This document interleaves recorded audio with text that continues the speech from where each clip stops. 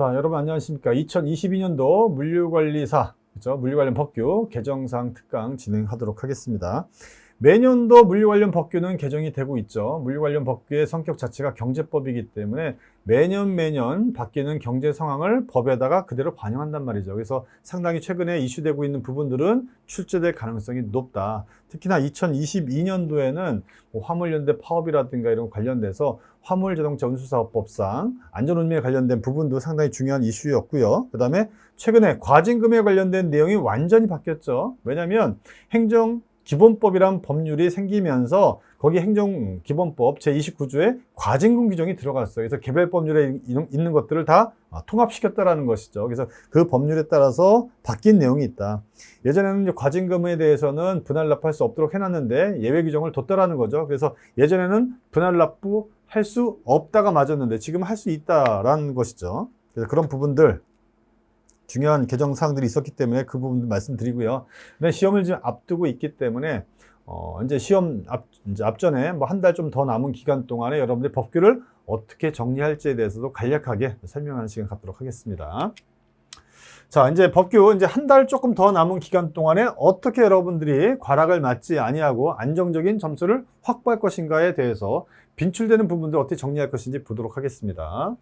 적어도 최근 5년 동안 5년분 기출문제 여러분이 샅샅이 분석을 좀 하셔야 돼요. 그래서 어떤 문제들이 계속 나오고 어떤 지문들이 잘 나오고 어떤 숫자가 잘 나오는지를 여러분들이 잘 알아두셔야 된다는 것이죠.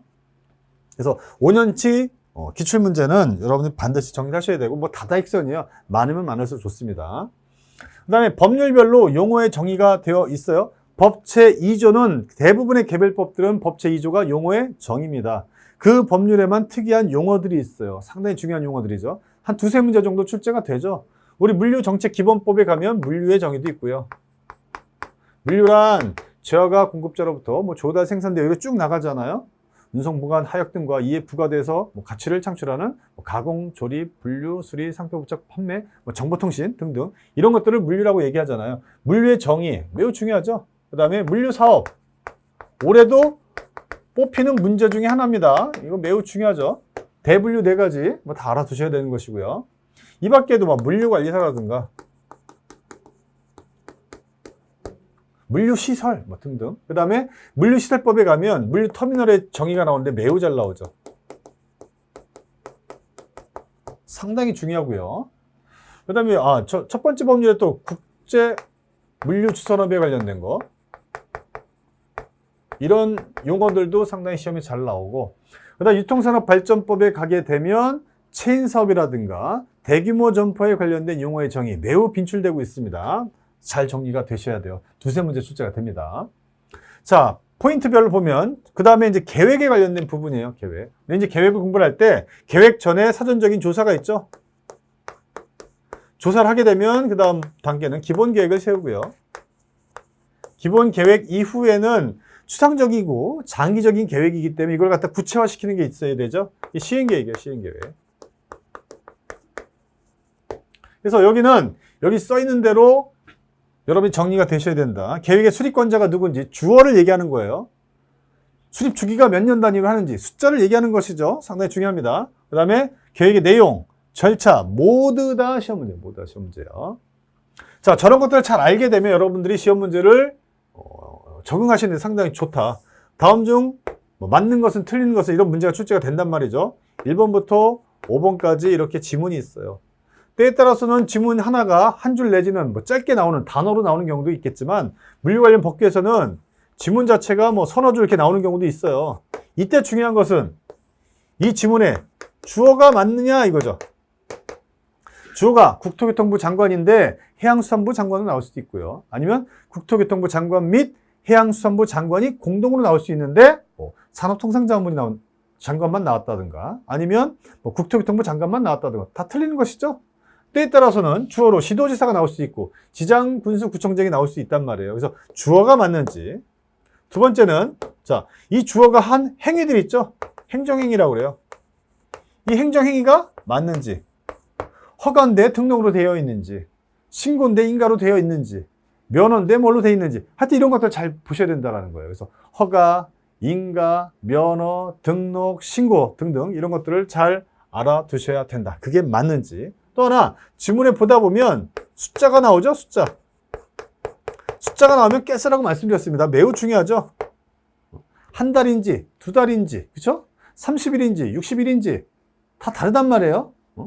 100분의 5인지 100분의 10인지 10분의 1인지 100분의 3인지 뭐 여러 가지 숫자들이 나와요. 근데 면적 규정도 나오잖아요. 뭐 33,000제곱미터, 10,000제곱미터, 그렇죠? 뭐 100만 제곱미터 등등등 여러 가지 숫자가 나오는데 이 숫자는 여러분들이 꼭 정리를 하셔야 된다. 시험장에 A4 용지 하나에 면적, 일자, 뭐 숫자, 분수 이런 거에 대해서는 반드시 정리가 돼서 시험 직전에 바로 보셔야 돼요. 시험 문제 여러 개 나옵니다. 여러 개. 그 다음에 마지막으로는 서술어도 잘 보셔야 되죠.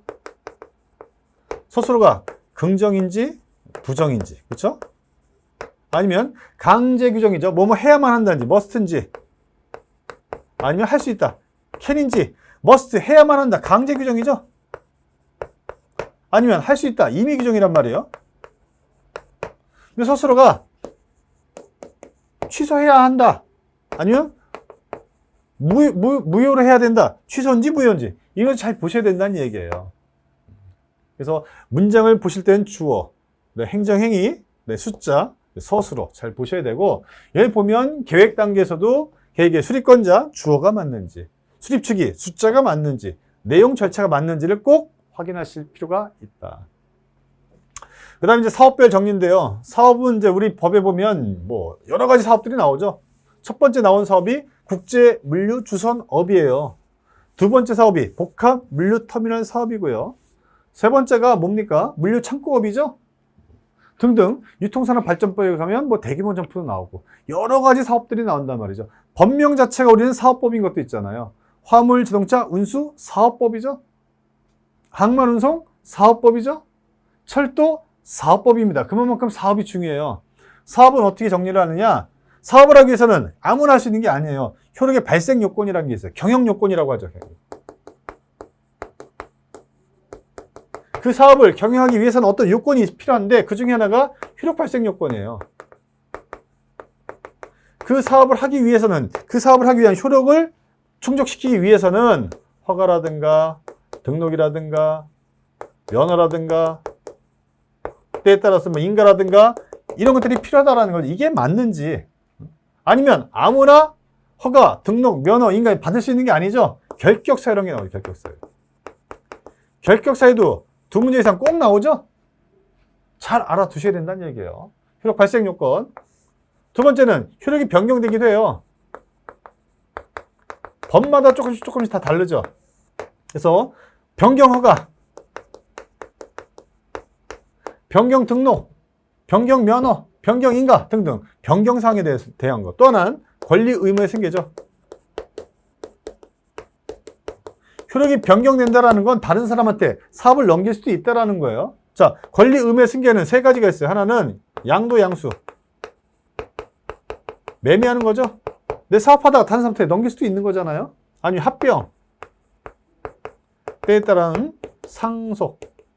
특히 화물 자동차 운수사업법상 상속 중요하고요. 철도사업법에 가면 전용철도의 운영에서도 뭐가 상속이 중요하죠. 잘 알아두셔야 되고 효력이 또 소멸하기도 합니다. 효력 소멸은 두 가지로 말씀을 드렸어요. 하나는 자의로 내 뜻에 의해서 효력이 소멸하는 경우 휴업하거나 폐업하는 경우죠. 폐업하는 경우도 마음대로 할 수 있는 게 아니에요. 신고해야 되는 경우도 있고 때에 따라서는 철도사법은 허가를 받아야 되는 경우들도 있단 말이죠. 상당히 중요하죠. 또 하나는 나는 하고 싶은데 내가 뭔가 잘못했어. 그래서 취소당하는 경우, 무효로 되는 경우도 있다는 얘기죠. 특히 취소. 나는 하고 싶지만 내가 뭔가 잘못돼가지고 잘못해서 취소를 당하는 거죠. 취소에는 절대적 취소, 상대적 취소가 있다라고 말씀드렸고요. 절대적 취소는 취소해야만 한다죠. 취소하여야만 한다 이런 것들이 있었죠. 세 가지 기본적인 사항들.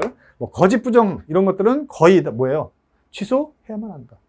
거짓 부정한 방법으로 면허를 받았다. 거짓 부정한 방법으로 허가를 받았다. 이거 취소해야만 한다죠. 아니면 또 하나는 영업의 정지 기간 동안에 영업하다 걸린 경우죠. 괘씸합니다. 아니면 결격 사유에 해당하는 경우 대부분 절대적 취소에 해당한다. 나머지는 상대적 취소예요. 한 번 걸리면 뭐 봐주고, 두 번 걸리면 뭐 영업정지 며칠, 세 번 걸리면 며칠, 네 번 걸리면 취소. 그쵸? 이런 식으로 간단 말이죠. 취소에 대해서 잘 알아주시고, 취소하기 전에는 반드시 뭐가 필요하다? 청문이라는 절차가 필요하다는 거. 청문도 법마다 규정이 되어 있고 별표다. 알아두시기 바랍니다. 그래서 사업별 정리, 효력의 발생 요건, 효력의 변경, 소멸 알아두시고, 숫자 뭐 아무리 강조해도 지나치지 않을 만큼 중요하니까 꼭 알아두셔야 되고요. 그 다음에 최근 이슈도 좀 중요해요.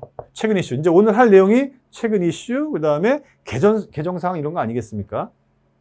과징금 완벽하게 바뀌었습니다. 분할 납부 할 수 없다라는 게 작년도까지는 다 맞았죠. 근데 바뀌었어요. 2022년도에는 물류 관련 법규에 행정기본법 제29조 사항을 갖다가 다 반영하는 것이죠. 이제 분할 납부 할 수 있는 경우가 발생했다라는 거죠. 뭐 그런 과징금 관련된 내용 꽤 중요하고요. 또 하나 물류시설법, 물류시설의 개발 및 운영에 관한 법률에 가면 두 가지 사업이 나오는데, 하나는 복합물류터미널 사업, 또 하나는 창고업, 이런 두 가지가 나와요. 둘 다 과징금 규정이 바뀌었어요. 금액도 바뀌고 관련된 법률도 바뀌고, 그죠? 징수에 관련된 부분 다 바뀌었다는 얘기죠. 꽤 중요합니다. 그래서 올해는 이 부분 과징금은 100% 출제가 된다. 한두 문제 꼭 출제가 된다는 거 강조드리고요. 그 다음에 2022년도 6월 달에 화물자동차 안전운임 관련돼서 논의가 뭐 엄청 많았었습니다. 2022년도 12월 31일자로 해가지고 딱 끝나는 거죠. 일몰제였습니다. 일몰제. 이거에 대해서 화물연대가 뭐 파업하고 난리가 났었죠. 그래서 유예하는 걸로 지금 얘기가 되고 있죠. 그래서 요거에 관련된 내용은 한 번쯤 정리가 꼭 필요하다. 그 다음에 뭐 계속 뭐 이슈가 되는 거죠. 친환경 물류. 우리나라도 탄소 중립을 외쳤기 때문에 물류에서도 친환경 물류가 매우 중요하다. 물류정책기본법 59조, 60조에 가면 친환경 물류 관련해서 전환하는 것들 나오잖아요. 모달 시프트 하는 것들 나온단 말이죠. 정리가 꼭 필요합니다. 그래서 최근 아주 이슈되고 개정되는 사항들 아주 중요하다라는 말씀 드리고, 개정된 사항 법률별로 하나씩 보도록 하겠습니다. 우리 이제 7개 법률인데, 특히 이제 3개 법률이 더 중요하죠, 지금. 물류정책기본법.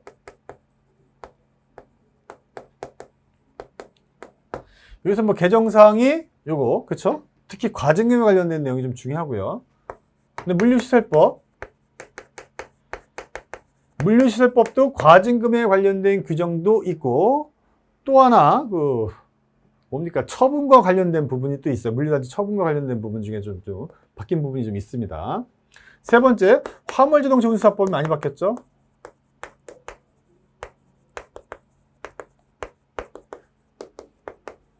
이 세 가지 법률이 오늘 할 내용의 상당히 중요한 주제가 되겠고요. 나머지 법률들도 조그맣게 변화가 있는데, 뭐 자꾸 수정이라고 해서 문구가 좀 바뀌었거나, 법률이 만약에 17조였는데 19조로 바뀌었거나, 뭐 이 정도의 뭐 간단한 규정 변화기 때문에 큰 의미는 없습니다. 출제와 관련돼서는 얘네들이 좀 중요하고, 그 중에서도 아까도 말씀드렸지만 과징금에 관련된 내용은 올해 꼭 출제가 될 것 같습니다. 잘 보시기 바랍니다.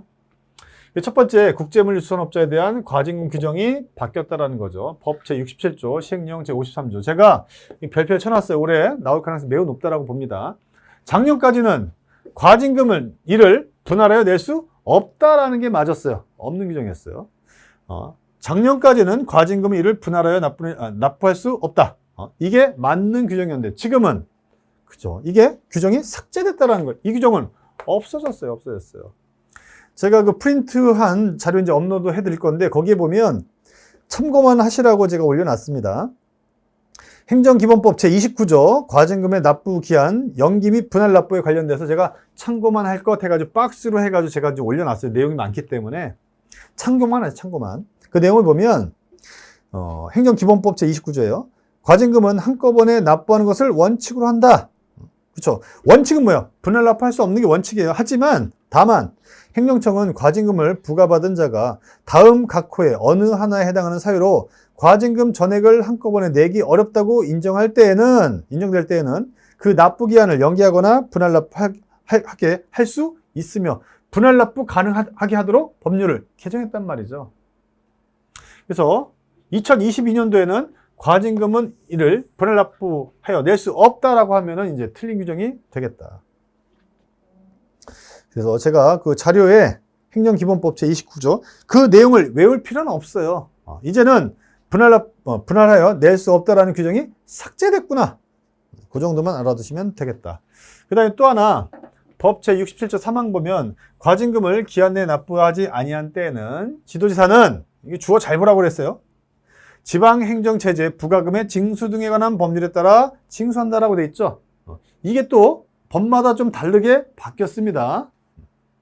시도지사기 때문에 뭐 국토교통부 장관이라든가 해양수산부 장관, 국무위원이 아니죠. 시도지사는 뭡니까? 지방행정, 그러니까 시도지사, 뭐 지방자치단체장이잖아요. 그러니까 지방행정체제 부과금 징수에 관한 법률에 따라서 과징금을 징수해요. 근데 뒤에 보면 바뀌었어요. 다른 것들은 국제강제징수예라고 해가지고 좀 바뀐 것들이 있단 말이에요. 그래서 요거 잘 보시기 바래요. 그래서 물류정책 기본법상 국제물류조선업자에 대해서 과징금을 부과할 때는 뭐예요? 지방행정체제 부과금 징수에 관한 법률에 따라서 징수를 한다라는 거예요. 부과하고 징수. 부과권자는 시도지사, 징수는 지방행정체제 부과금 징수에 관한 법률에 따라서 징수한다라는 거예요. 이거는 2021년인가요? 바뀌자마자 나왔죠. 자, 이번에 물류시설법 내용 보도록 하겠습니다. 물류시설법에서도 가장 중요한 이슈는 역시나 과징금이었다. 과징금. 그래서 과징금이 두 군데에서 이제 부과가 되는데 두 개가 하나는 바뀌었어요. 물류시설법에서는 두 군데였다. 하나는 여기 나와 있는 복합물류터미널 사업. 터미널 사업에 대한 거. 두 번째는 얘는 기존에 1천만 원이었어요. 근데 금액이 바뀌었죠. 5천만 원으로. 그 다음에 내용도 조금 바뀐 게 있어요. 그 다음에 물류창고업에 관련돼서는 아예 과징금 규정이 없었는데 새로 생겼죠. 이건 신설됐습니다.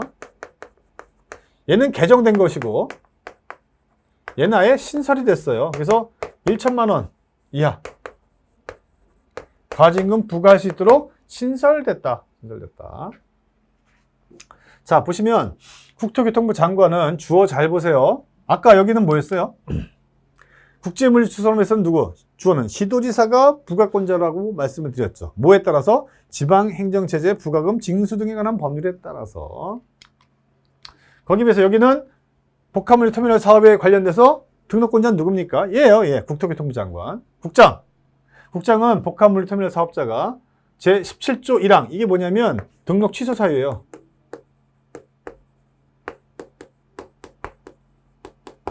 제17조 제1항 각호 1호, 4호, 7호, 8호는 제외예요. 제외.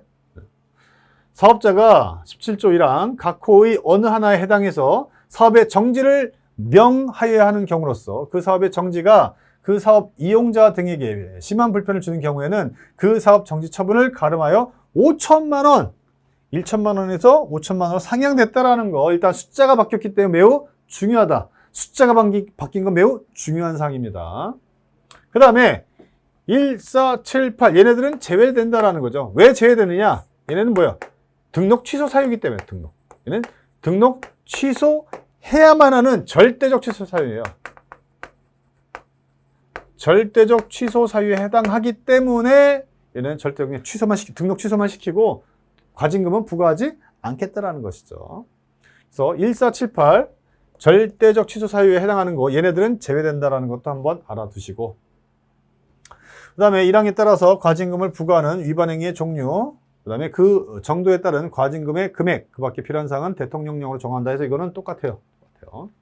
자, 세 번째가 또 바뀌었습니다. 세 번째.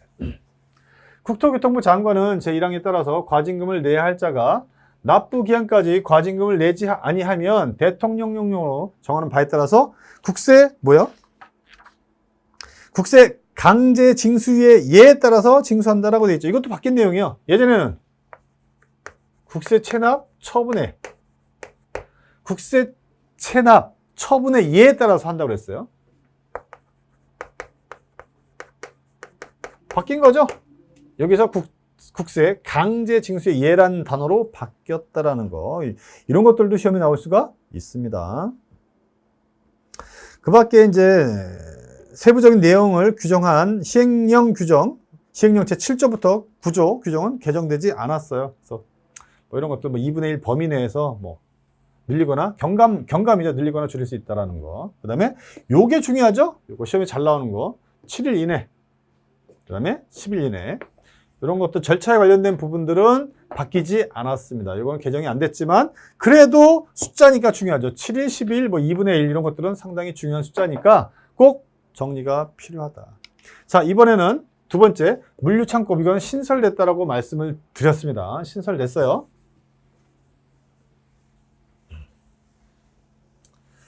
자, 물류창고 관련돼서는 두 가지 사항이 이제 바뀌었어요. 자, 동그라미 1번. 제 1항에 관련돼서는 바뀐 내용은 아닙니다. 바뀐 내용은 아니고 숫자가 들어있어서 한번 이제 적어 드렸죠. 다음에 어느 하나에 해당하는 물류창고를 소유 또는 임차하여 물류창고업을 경영하려는 자는 국토교통부와 해양수산부 공동부령으로 등록해야 된다. 뭐 해야 된다? 물류창고업을 하려면 반드시 등록을 해야 돼요. 이때 면적 규정이 시험에 최근에 나왔었죠. 전체 바닥 면적 합계가 1,000제곱미터 이상인 보관시설입니다. 전체 바닥 면적 합계가 4,500제곱미터 이상인 보관 장소예요. 시설과 장소는 좀 다르죠. 시설이란 건 뭔가 건물이 있는 것이겠죠. 그래서 1,000제곱미터 이상. 보관 장소는 야적장 이런 것들도 포함될 수가 있어요. 그래서 4,500. 보관 장소는 4,500. 보관 시설은 1,000제곱미터 이상이라는 거. 요거 최근에 시험이 나왔기 때문에 강조드리고요. 자, 이 항은 바뀌었어요. 새로 들어간 내용이죠. 물류창고업에 등록을 한 자가 그 등록한 사항 중 대통령령으로 정하는 사항을 변경하려는 경우에는 국토교통부와 해양수산부의 공동부령으로 정하는 바에 따라서 변경 등록 사유가 발생한 날로부터 며칠? 이것도 숫자죠? 30일. 30일 이내에 반드시 변경 등록을 하여야 한다. 숫자 잘 보시고요. 30일. 변경 허가 아닙니다. 변경인가 아니죠. 변경 등록이에요. 등록. 왜? 얘는 아까도 말씀드렸지만 뭐요? 등록해야 되니까. 등록제예요. 물류창고업은 등록제입니다. 누구한테? 국장 또는 여기 나오죠. 국장 또는 해양수산부 장관한테 등록한다. 등록제라는 거 다시 한번 말씀드리고, 만약에 어떤 변경 등록 사유가 발생하면 그 발생한 날로부터 며칠? 30일 이내에 반드시 해야만 한답니다. 할 수 있다 아니에요. 해야만 한다라는 거 알아두시기 바랍니다. 자, 요 내용이 하나 바뀌었고, 또 하나 과징금이 또 신설됐다라고 말씀드렸습니다. 과징금 별표죠, 별표. 이거 없었는데 1,000만 원 이거 새로 생겼고요. 1,000만 원. 그다음에 국세 강제 징수 예에 따라서 징수한다라는 거. 누가? 국장 또는 회장이 한다라는 거 다시 한번 강조드리겠습니다. 그래서 국토교통부 장관 또는 해양수산부 장관, 그렇죠? 과징금 내지 아니하면 대통령령으로 정하는 바에 따라서 국세 강제 징수의 예에 따라서 징수한다라는 거. 1,000만 원 이하 과징금 부과할 수가 있습니다. 근데 여기도 아까와 똑같이 여기죠. 1호, 4호, 7호, 8호 뭐예요 이거? 취소 사유 중에서도 절대적 취소에 해당하는 사람, 얘는 어차피 등록 취소 당하니까 뭐예요? 과징금 거둘 필요가 없다라는 것이죠. 요거는 제외된다라는 거 똑같아요. 어디? 여기도 똑같이 적용이 된다. 그래서 과징금 신설 관련해서 1,000만 원 이하라는 거, 아까 얘는 5,000만 원으로 바뀌었다. 여기는 새로 생겼는데 1,000만 원이다. 그 다음에 국세 강제 징수 예에 따라서 징수하는데 누가? 국장 또는 회장이 이렇게 한다라는 거. 아까 여기 나온 복합물류 터미널은 누구예요? 국장이 하는 거죠. 여기 부가권자가 국장이라는, 부가 징수권자가 국토교통부 장관이라는 거. 그래서 사업마다 다르고 법마다 좀 다르기 때문에 꼭 알아두셔야 되고, 아까 첫 번째 법률 국제물류수사업은 누구였어요? 시도지사였다라는 거 강조드리겠습니다. 그다음에 준용 규정들도 있어요. 준용 규정의 개정에서 이 내용 한번 봐주시고요. 그 다음에 네 번째, 요거 시행령이 바뀌었는데 이것도 좀 나올 가능성이 좀 없지 않아 있는 것 같아요. 왜냐하면 숫자니까. 임대료는 토지설에 최초 임대료 해가지고 우리가 이제 물류단지가 있으면 물류단지를 이제 만들기 위해서 제일 먼저 뭘 하냐면 이런 것들 하죠. 실수요 검증이라는 거래요. 실수요 검증을 해서 이거는 필요성이 있겠구나. 물류단지로 지정을 해서 만들 필요가 있겠구나라고 되면 그때부터 물류단지 지정을 하죠. 지정을 하고 때에 따라서는 해지하기도 하고. 그렇죠? 개발 계획을 세우죠.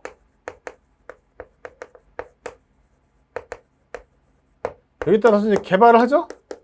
뭐 시행을 하죠. 사업 시행을 해요. 이제 개발 행위가 들어간다라는 거죠. 이제 개발이 되고 나면 그다음 뭐 해야 돼요? 처분해야 돼. 처분. 토지 등을 갖다가 토지 시설 등이죠. 이때 처분은 두 가지죠. 하나는 분양할 수도 있고 여기 있는 것처럼 임대차 시세. 이때 개정된 사항 중에 하나는 이제 임대에 관련된 사항이 바뀐 거예요. 이렇게. 그래서 임대하려는 토지 시설 등의 최초의 임대료는 법 제39조에 따라서 산정한 분양 가격에 국토교통부 령으로 정하는 임대료율을 곱한 금액으로 한다 이렇게 돼 있어요. 이게 법 규정이죠. 근데 이때 시행령이 바뀌었어요. 이때 임대료율은 예전에는 이거와 관련돼서 내용이 좀 달랐었죠. 종전에는 계약기간 1년의 정기예금 이자율이라고 되어 있어요. 이 임대료율이 정하는 임대료율을 곱한다. 그래서 임대료율을 곱해줘야 되는데 분양가격에다가 분양가격 곱하기 임대료율인데 예전에는 계약기간 1년의 정기예금 이자율을 곱해줬어요. 근데 이게 바뀌었다는 얘기예요. 뭘로? 임대료율은 100분의 3이다. 분양가격 곱하기 100분의 3 이걸로 바뀌었어요. 숫자가 나왔으니 중요하겠죠. 출제 충분히 가능하다고 봅니다. 종전에는 정기예금 이자율이었어요. 뭐 계약기간 1년. 계약기간 1년짜리 정기예금 이자율을 곱해줬는데 거기서 바뀌었다. 분양가격에다가 100분의 3을 곱하는 걸로 바뀌었다. 근데 단서 조항이 있어요. 다만 시행자는 지역 여건 및 해당 물류단지 시설 용지 등의 분양 실적 등을 고려하여 임대율의 100분의 1을 더하거나 뺀 범위 내에서 산정할 수도 있겠다. 여기다가 100분의 1을 더하거나 뺄 수도 있다라는 것이죠. 숫자이기 때문에 다시 한번 이것도 잘 봐주시고요. 그 밖에 2022년도에 뭐 개정된 사항은 아니지만 2021년도 초반에 개정됐던 사항들이죠. 작년도에 개정되자마자 시험에 나오긴 나왔어요. 근데 완벽한 문제로 안 나왔다라는 겁니다. 그래서 물류교통 환경 정비 지구 지정과 관련된 내용도 중요하죠. 지정되는 건 중요하죠. 물류단지 지정권자가 누군지 위원회가 들어가 있는지 다 중요하잖아요. 잘 봐주시고요. 그 다음에 스마트한 거 이것도 최근에 이슈 아니겠습니까? 스마트 물류센터 물류창고도 뭐 어떻게 스마트하게 하면 뭐 지원해 주겠다 이런 것들이잖아요. 요거는 인증에 관련된 부분이기 때문에 중요하죠. 그래서 5번, 6번은 여러분들이 꼭 2021년도 초반에 개정돼서 작년도 25회 때 출제가 됐습니다. 하지만 올해도 출제 가능성이 있기 때문에 이것도 제가 다시 한번 언급을 드리겠습니다. 이슈가 될 수 있을 만한 사항이죠. 자, 이제 마지막 법률입니다. 화물자동차 운수사업법이에요. 화물자동차 운수사업법은 제가 하나, 둘, 셋, 넷, 다섯, 여섯 가지, 한 7가지 정도인데 아주 중요하게 바뀐 내용은 없지만 여기도 최근 이슈되는 부분들이 다 들어가 있어요. 유가보조금 요즘에 상당히 중요하죠. 기름값이 막 천정부지로 올라가고 있단 말이죠. 여기에 따라서 유가보조금 그 다음에 최근에는 이제 경유차에서 화물자동차들이 어떻게 바뀌고 있습니까? 전기차 내지는 수소차로 바꾸면 지원해 주겠다라는 거예요. 그래서 수소 구입분에 대한 내용들도 들어갔죠. 아주 중요한 내용은 아니에요. 하지만 그런 것들이 좀 새로 들어갔다는 얘기고요. 그 다음에 협회 관련돼서는 문구가 개정된 거니까 중요사항은 좀 떨어지고, 공제조합 관련돼서는 결격 사유가 바뀌었으니까 그건 조금 중요하다고 봅니다. 네, 벌칙 규정이 바뀌었어요. 자, 하나씩 보도록 하죠. 자, 화물자동차 운수사업법 10문제가 나오는 부분이죠.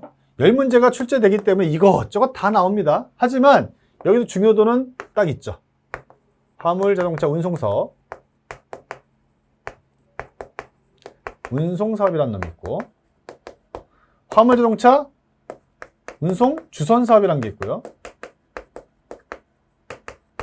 화물자동차 운송 가맹사업이라는 게 있죠.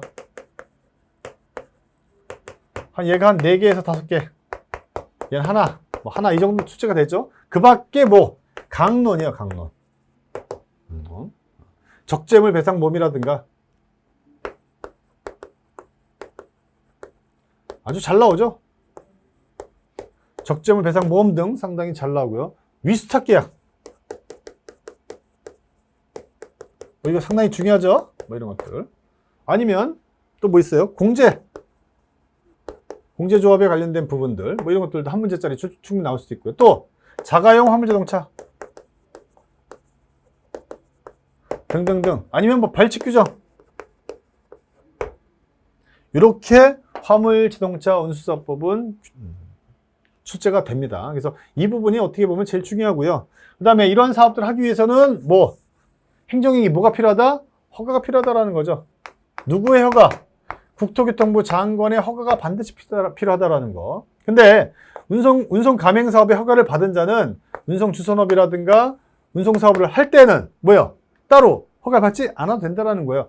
운송 가맹 사업의 허가만 받아도 이 사업들 할 수 있다는 얘기죠. 하지만 화물자동차 운송 사업의 허가를 받은 자가 가맹 사업을 하고자 할 때는 가맹 사업의 허가도 또 따로 받아야 된다. 이런 사실들도 같이 기억을 해주시면 좋겠습니다. 자, 개정된 사항들 보면 1번 운행 중인 화물자동차에 대한 조사에서 2022년도 1월 28일 날 뭐 개정된 내용들입니다. 그래서 새로 들어간 내용이죠. 더구나 1번, 2번, 3번, 4번 쭉 나와 있는데 내용이 그렇게 아주 중요하진 않아요. 이런 내용이 새로 들어갔구나 정도만 봐주시면 되겠고 밑줄 친 정도만 봐주세요. 그 다음에 맨 밑에 보면 이게 왜 2번이야? 5번인데. 관계 공무원 등은 위반 행위를 적발한 경우에는 적발한 날로부터 뭐 10일, 10일인데 이것도 뭐 아주 중요하지는 않아요. 그냥 중요하지 않으니까 이런 게 바뀐 내용이 좀 있구나 정도만 보시면 되겠습니다. 자, 두 번째 경영지도 보겠습니다. 법 제41조죠. 2021년도 12월 7일 날 개정된 사항이고요. 국토교통부 장관은 자, 이제 법 제41조는 이제 완전히 바뀌었어요. 박스 내용이 완전히 바뀌었어요. 그래서 요 내용은 완전히 새롭게 바뀐 내용이죠. 그래서 경영지도는 완벽하게 바뀌었기 때문에 얘네들은 이게 한 문제짜리 나오긴 좀 어렵지만 다른 문제, 종합 문제로 섞여서 나오기는 매우 좋다. 새로 개정됐으니. 그래서 국토교통부 장관 또는 시도지사요. 한 놈이 아니죠. 국장 또는 시도지사요. 국장 또는 시도지사는 화물자동차 운수사업의 경영 개선. 운수사업이니까 여기는 운송도 들어갈 수 있고 주선도 들어가고 가맹사업도 들어간다는 거죠. 운수사업의 경영 개선 또는 운송 서비스의 향상을 위하여 다음 각 호의 어느 하나에 해당하는 경우에는 운수사업자를 지도할 수 있다. 운송사업자가 아닙니다. 운수사업자를 지도할 수 있다라고 되어 있고 지도할 수 있는 사안이 하나, 둘, 셋 이렇게 되어 있죠. 자, 제11조 그 다음에 26조 등에 따른 운수사업자의 준수사항에 대한 지도가 필요한 경우. 이때는 11조는 이거 운송업이에요. 운송사업. 얘는 주선사업이에요. 주선사업. 그래서 운수사업자의 준수사항에 대한 지도가 필요한 경우. 과로, 과속, 과적, 운행의 예방 등 안전한 수송을 위한 지도가 필요한 경우. 뭐 이런 것들은 당연한 내용이죠. 그냥 보시고요. 그 다음에 세 번째, 공용차고지 설치되어 있는데 공용차고지 설치는 2021년도 초반에 바뀌어서 작년에 출제가 됐었죠. 중요한 사항은 한번 쭉 보시고 중요한 사항으로 바뀌었던 부분들은 어떤 거예요? 주어죠, 주어. 공용차고지 설치할 수 있는 대상들, 시도지사, 지장군수, 구청장, 그 다음에 대통령령으로 정하는 공공기관, 그 다음에 지방공사, 얘네들만 할 수 있다라는 거죠. 이게 시험 문제였고요. 그 다음에 뭐 위탁도 뭐 할 수도 있는 것이고. 그 다음에 2번 보면 공용차고지를 설치한 자는 공용차고지를 설치하려면 공용차고지의 설치 운영에 관한 계획을 수립해야 된다. 지도지사를 제외한 차고지 설치자가 설치 운영 계획을 수립하는 경우에는 미리 지도지사한테 인가를 받으라. 인가 뭡니까? 행정행위죠. 뭐 이런 부분들이 좀 중요했었다. 새로 들어간 내용이 있어요. 6항이 새로 들어갔죠. 6항. 2022년 6월 8일 날 신설됐어요. 여긴 또 특이하게도 뭐 시도지사도 아니고요. 지도 교육감입니다. 교육감과 협의하도록 해놨어요. 협의. 왜 시도 교육감이 나오느냐? 학교가 뭔가 관련돼 있겠죠. 학교 아니면 학생이 관련돼 있단 말이에요. 자, 6항 보세요. 차고지 설치자가 설치 운영 계획을 수립 변경한 경우 공용 차고지 설치 변경이 학생의 통학 안전에 미치는 영향에 대해서 지도의 교육감과 협의하도록 해라. 아주 중요한 건 아니죠. 요거 하여튼 뭐 지도 교육감 협의. 지도지사랑 협의하는 게 아니에요. 지도 교육감과 협의한다라는 거. 그다음에 지도지사의 인가를 받는다라는 거. 누가? 얘를 뺀 나머지 애들이 할 때는 지도지사한테 인가를 받으라는 얘기 잘 봐주시기 바랍니다. 자, 네 번째는 이번에는 보조금에 관련된 건데 법제 44조의 2입니다. 2. 그래서 최근에 이제 그 기름값이 막 올라가고 있으니까 이슈되고 있는 부분이잖아요. 안전운송 원가, 안전운송 운임, 그쵸? 아주 중요하잖아요. 화물연대 파업 2022년도 12월까지 일몰제로 끝나는 건데 다시 연장되기 때문에 그 내용 중요하고요. 그 다음에 안전운임 관련돼서는 또 무효규정도 있기 때문에 중요하고요. 또 하나 보조금도 최근 좀 이슈가 되고 있는 거예요. 기름값이 막 올라가고 있으니까. 그래서 1번 한번 보시면 여기도 이제 여러 주어들이 나오죠. 특별자치시장, 광역시장, 특별자치시장, 특별자치도지사, 시장 또는 군수. 얘네들은 운송사업자 등이 다음 각 호에 어느 하나에 해당하면 대통령령으로 정하는 바에 따라서 5년 이거 개정됐죠. 5년의 범위 내에서 뭐 이런 것들 갖다가 뭐 지원해준다 뭐 이런 것들이죠.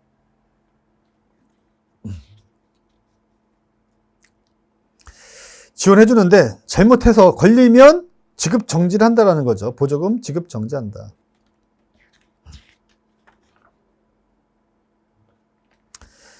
그래서 지급 정지, 뭐 지급도 해주는데 보조금, 유가 보조금 지급이죠.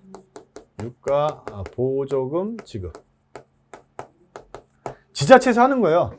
특별광역시장, 특별자치시장, 특별자치도, 그 다음에 시장 또는 군수. 뭐 서울시 같은 경우는 서울특별시장이, 인천시 같은 경우는 인천광역시, 그죠? 인천광역시 지자체에서 보조를 해줘요. 뭐 한 20% 정도 보조를 해줍니다. 그렇게 유가 보조금을 해줬는데 부정한 짓을 한단 말이죠. 부정한 행위를 하는 경우에는 여기에 대해서 뭐 해주겠다?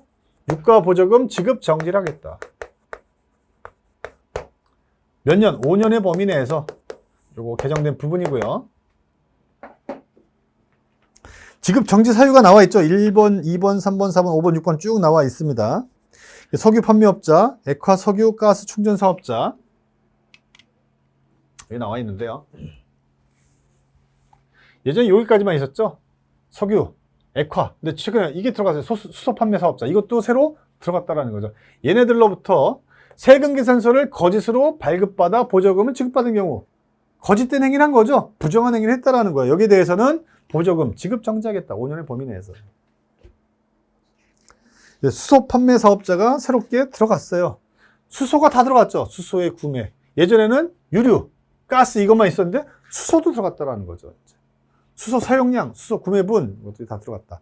1번, 2번, 3번, 4번, 5번 보면 다 부정한 짓이죠. 2번 한번 보시면 주유업자 등으로부터 유류 또는 수소의 구매를 가장하거나 구매하지 않았는데 구매한 것처럼 가장하거나 실제 구매액을 초과했다. 50만 원 넣는데 100만 원 넣었다고 한 거죠. 50만 원만큼 더 받았다라는 문제가 있는 거죠.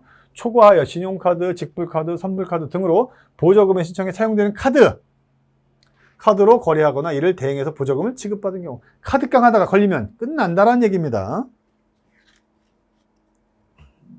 그 다음에 6번까지 쭉 이런 규정들이 있고요. 그 다음에 이제 2항 규정도 있어요. 쭉 보시면 여기 다 5년으로 다 통일시켰다라는 게 중요하다.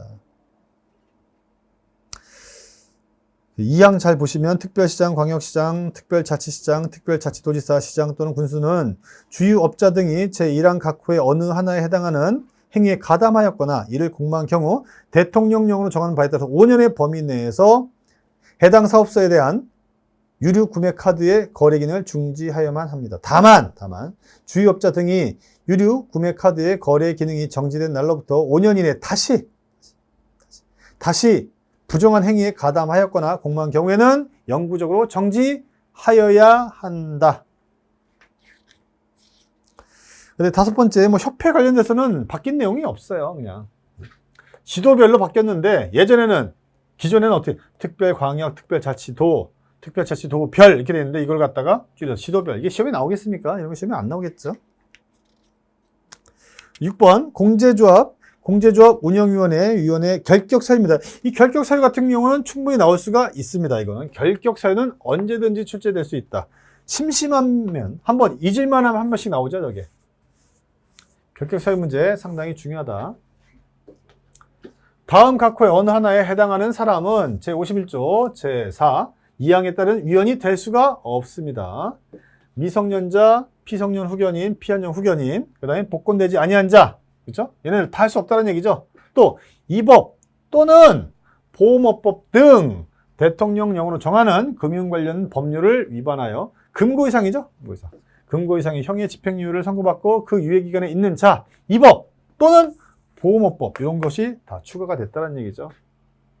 그 다음에 또 네 번째 보면 이 법 또는 보험업법 또 추가가 됐습니다. 대통령령으로 정하는 금융 관련 법률을 위반하여 벌금 이상, 아까 여기 뭐예요? 금고였죠, 금고. 여기는 벌금이에요. 금고는 깜방에 들어가는 걸 얘기합니다. 벌금 이상의 형을 선고받고 그 집행이 끝나거나 집행이 면제된 날로부터 몇 년? 5년입니다. 상당히 길어요. 대부분의 법률들은 다 2년으로 되어 있는데 여기는 5년으로 되어 있다라는 5년. 5년이라는 거 다시 한번 강조드리겠습니다.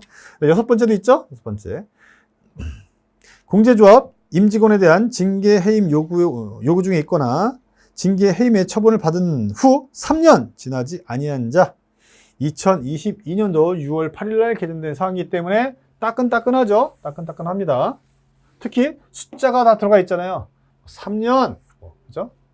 5년. 그 다음에 여기는 보면 보험업법. 여기도 5년 나와 있죠? 숫자가 매우 중요하기 때문에 특히 결격사유 시험에 잘 나온다고 말씀드렸습니다. 마지막으로 이제 벌칙 규정 하나만 보죠. 벌칙 규정. 벌칙 규정까지 시험에 나오면 상당히 어렵습니다. 법률이 규정이 이렇게 되어 있어요. 법을 보면 법의 구조 자체가 법 제1조는 법의 목적이죠. 이 법은 어쩌고저쩌고 막 나오다가 국민경제 발전에 이바지함을 그 목적으로 한다. 그래서 우리가 다 경제법이에요. 물리법규는. 제2조는 용어의 정의입니다. 용어의 정의.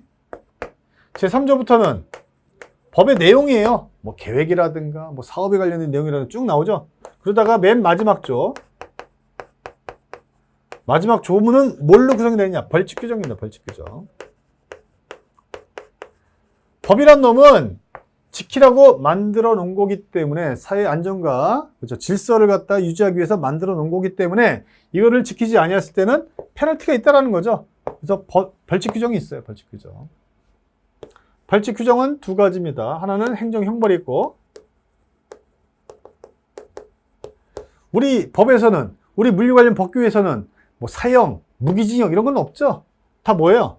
징역 또는 벌금형으로 대부분 돼 있어요. 이것이 새로 바뀐 내용 중에 하나가 들어갔다라는 거죠. 화물자동차 운수화법에. 또 하나는 경미한 사항에 대해서는 행정질서벌이라는 게 있죠. 우리 법 표현에 의하면 과태료입니다. 과태료. 이건 더 경미하니까 더 중요하진 않겠죠. 하지만 미친 척하고 낼 수도 있어요. 그러면 틀릴 수밖에 없는 거죠. 이거는. 자, 근데 행정형벌에 관련된 내용이 새로 들어간 게 있다라는 거죠. 벌칙규정. 제66조, 그 다음에 66조 2. 자, 동그라미 1번 보면 다음 각 호의 어느 하나에 해당하는 자는 5년 이하의 징역 또는 2천만 원 이하의 벌금에 처한다. 아까 앞에서 나왔던 새로 생겼던 규정이에요. 새로 생겼던 규정. 덮개, 포장, 고정 장치 등 그래서 필요한 조치를 하지 않은 자. 그래서 사람을 상해 또는 사망에 이르게 한 운송사업자. 여기 대해서는 5년 이하의 징역 또는 2천만 원 이하의 벌금. 그래서 1번, 2번 사항 그게 바로 5년 2천만 원. 그 다음 2항 보면 다음 각 호의 어느 하나에 해당하는 자는 3년 이하의 징역 또는 3천만 원 이하의 벌금에 처한다. 예전에는 하나밖에 없었어요. 근데 두 가지가 더 추가가 됐다는 거죠. 2번, 3번이 새로 추가된 내용이에요. 3년 3천만 원이죠. 거짓 부정한 방법으로 유류에 부과되는 세액 등 이게 새로 생긴 규정이에요. 유가보조금 지급에 대해서 부정한 방법들을 많이 활용한다라는 거예요. 부정하게 유가보조금을 갖다가 타먹는다라는 거죠. 그걸 방지하기 위해서 3년 3천만 원의 벌금을 새로 만들었다. 거짓 부정한 방법으로 유류에 부과되는 세액 등의 인상액에 해당하는 금액의 전부 또는 일부에 대한 보조금을 교부받은 자, 받은 놈. 거짓 부정한 방법으로. 세 번째도 거짓 부정이죠. 거짓 부정한 방법 보조금을 교부받는 행위에 가담하였거나 이를 공모한 주의업자 등에 대해서도 3년 3천만 원. 3년 3천만 원. 잘 봐주시길 바라겠습니다. 3년 3천만 원짜리가 많아졌어요. 그 다음에 1번 보면, 여기 보면 1번 보면, 운송사업자 또는 운수종사자가 정당한 사유 없이 업무 개시 명령을 거부할 수 없는 규정을 위반한 자, 최근 이슈되고 있는 거죠. 6월 달에 화물연대 파업이 있었단 말이죠. 정당한 사유 없이 집단으로 파업을 하다가 걸리면 그때 뭐예요? 업무 개시 명령을 내리겠다라는 거죠. 업무 개시 명령만 내리는 게 아니라 뭐예요? 3년 3천만 원의 행정형벌도 내리겠다라는 거죠. 그래서 3년 3천만 원짜리가 세 가지로 늘어났다는 것까지 해서 이번 시간 마무리하도록 하겠습니다. 자, 2022년도 물류관리사 시험이 이제 한 달하고 조금 더 남았습니다. 마지막 정리 잘 해주시고요. 가장 중요한 건 기출문제를 많이 풀어보는 게 중요하고 기출됐던 내용들이 빈출돼서 나온다는 거 다시 한번 강조드리고요. 특히나 법규 관련돼서는 앞에서 했던 빈출되는 기본적인 사항 정리해드렸잖아요. 그 부분 다시 한번 리마인드 하시면서 정리해 주시고 그 다음에 개정된 사항들 중에서도 출제될 수 있는 부분이 있어요. 특히 과징금 같은 건 상당히 중요하고 숫자가 개정된 부분들은 매우 중요하다라는 말씀 드리면서 최종적으로 이번 시간 개정특강 마무리하도록 하겠습니다. 여러분 수고하셨고요. 2022년도 26회 물류관리사 시험 합격하기를 기원하겠습니다. 여러분 감사합니다.